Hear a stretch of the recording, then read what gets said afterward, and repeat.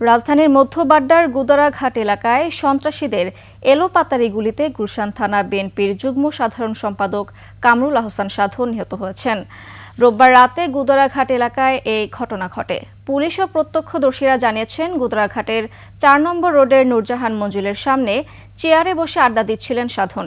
এ সময় মুখে মাস্ক পরা দুইজন দুর্বৃত্ত হঠাৎ করেই তার উপর এলোপাতাড়ি গুলি চালায়। পরে স্থানীয়রা গুরুতর আহত অবস্থায় তাকে হাসপাতালে নিয়ে গেলে চিকিৎসক মৃত ঘোষণা করেন। ঘটনার পরপরই পুলিশ সিসিটিভি ফুটেজ দেখে হামলাকারীদের শনাক্ত করতে কাজ করছে। সিল্কোর সিল্ক অ্যান্ড শাইন, যাতে আছে আর্গান অয়েল ও ওট প্রোটিনের গুডনেস, যা আপনার চুলকে রাখে হেলদি অ্যান্ড শাইনিং। লাগানো আছিল, আমি হঠাৎ করে শুনলাম যে এই শব্দ, ৪-৫টা শব্দ। তখন দরজাটা খুলে দেখলাম যে একটা লোক এখানে বসে রয়েছে চেয়ারে, হঠাৎ করে ঢুলে পড়তেছে।